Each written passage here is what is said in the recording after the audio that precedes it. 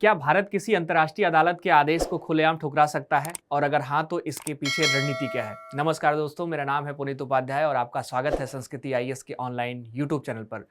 दोस्तों, आज हम बात करेंगे उस बहुत बड़े फैसले की जिसमें भारत ने जम्मू कश्मीर के किशनगंगा और जो रतले हाइड्रो पावर प्रोजेक्ट है उससे मुख्य रूप से जुड़ा हुआ है, और मुख्य रूप से इंटरनेशनल कोर्ट ऑफ आर्बिट्रेशन की बात करेंगे और इसके आदेश को सिरे से भारत ने खारिज कर दिया है, इसके संबंध में भी हम चर्चा करेंगे। दोस्तों, एक बहुत बड़ा सवाल यह है कि भारत ने ऐसा क्यों किया है और इसके कूटनीतिक और रणनीतिक मायने आखिर में क्या हैं। तो बहुत अच्छे तरीके से हम समझने का प्रयास करेंगे। दोस्तों, हमने यहाँ पर बात किया है, सबसे पहले आपको ध्यान होगा तो यहाँ पर कोर्ट ऑफ आर्बिट्रेशन की क्या है यह? दोस्तों, सिंधु जल संधि IWT जो है, इसके तहत एक अंतर्राष्ट्रीय अदालत की बात करी जाती है और भारतीय पाकिस्तान के बीच IWT के कानूनी विवाद का यह जो है सुलझान जो है करने के मकसद से बनाया गया था। दोस्तों, इसकी बैठक नीदरलैंड के हेग में पीस पैलेस में होती है और इसमें अंतर्राष्ट्रीय जज मुख्य रूप से शामिल होते हैं। दोस्तों, भारत ने अप्रैल 2025 में IWT को स्थगित किया था और आप देखेंगे जो COA है इसकी वैधता मुख्य रूप से खत्म हो गई थी यहीं पर, है ना। तो इसी से पूरा खबर जुड़ा हुआ है और आशा करता हूं कि सबसे पहले आपने यहां पर जो कोर्ट ऑफ आर्बिट्रेशन है इसको समझ लिया होगा।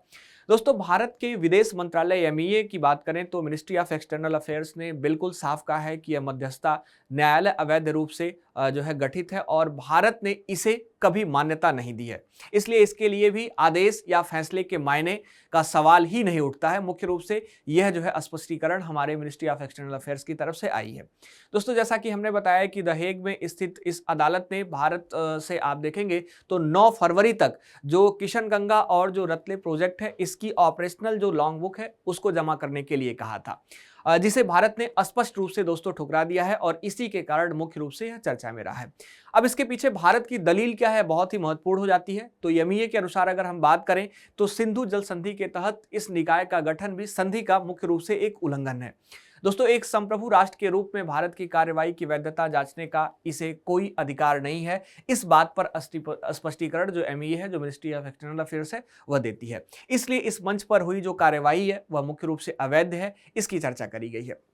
दोस्तों, मुख्य रूप से अगर हम बात करें तो भारत ने दोहराया है कि उसने इस तथाकथित अदालत के अस्तित्व को कभी भी स्वीकार ही नहीं किया था। तो कैसी जो है दलील, कैसा जो है अधिकार और कैसी जो है ये बात हुई कि हम जो है उसको इस तरह का जो है सबूत पेश करें या इस प्रकार की जो डॉक्यूमेंट है उनसे साझा करें। दोस्तों, पहलगाम हमला आपको याद होगा और जो उसी के बाद सिंधु जल संधि है, मुख्य रूप से आप देखेंगे जो इंडस वाटर ट्रीटी है इसको अप्रैल 2025 के बाद स्थगित कर दिया गया था और भारत का बिल्कुल स्पष्ट संदेश था इसके संदर्भ में कि जब तक पाकिस्तान भारत के खिलाफ आतंकवाद को प्रयोजित करता रहेगा तब तक यह संधि मुख्य रूप से स्थगित रहेगी। तो ध्यान रखिएगा, भारत ने इस स्थगन में क्या क्या रोका है, यह बहुत ही महत्वपूर्ण हो जाता है। संधि स्थगन के बाद भारत ने पाकिस्तान को आप देखेंगे तो नदी प्रवाह का जो डेटा है, बाढ़ चेतावनी है, इसके अलावा जो ग्लेशियर पिघलने से जुड़ी जो जानकारी है, यह सब जो है देना बंद कर दिया है, जो पहले एक नियमित दायित्व के रूप में देखने को मिलता था। पाकिस्तान पर सीधा आरोप है। MEA ने एक तीखे शब्दों में बिल्कुल स्पष्ट तरीके से कहा कि यह पूरी प्रक्रिया पाकिस्तान के इशारे पर रची गई एक नौटंकी है, जो अदालत की बात हम लोग कर रहे थे, और जो वैश्विक आतंकवाद है इसके केंद्र के रूप में अपनी भूमिका को ध्यान से हटाने की कोशिश कर रहा है पाकिस्तान। दोस्तों, अंतर्राष्ट्रीय मंचों पर धोखाधड़ी और हेर फेर पाकिस्तान का दशकों पुराना रवैया है, यह जो है बिल्कुल स्पष्ट तरीके से कहा जा चुका है। भारत ने कहा है कि वह इस आदेशों को उसी तरह खारिज करता है जैसे पहले सभी बयानों को मुख्य रूप से किया था। तो दोस्तों, इसका एक बहुत बड़ा संदेश देखने को मिलता है कि भारत संप्रभुता पर कोई समझौता नहीं करेगा, अंतर्राष्ट्रीय कानून का जो दुरुपयोग है वह स्वीकार्य नहीं किया जाएगा, आतंकवाद और बातचीत साथ साथ नहीं चल सकते हैं, और यह सिर्फ एक पानी का विवाद नहीं है दोस्तों, बल्कि राष्ट्रीय सुरक्षा और रणनीतिक दृढ़ता का मुख्य रूप से सवाल है। अब यहाँ पर कुछ और इंपॉर्टेंट पॉइंट की अगर हम बात करें तो आपको पता होगा कि सिंधु जल संधि से पाकिस्तान को 80% पानी मिलता है, ठीक है, और इसमें 6 नदियां मुख्य रूप से शामिल हैं जिसमें कुल 16.8 करोड़ एकड़ फीट पानी देखने को मिलता है, और सिंधु जल संधि में इसके 2 हिस्से मुख्य रूप से किए गए हैं।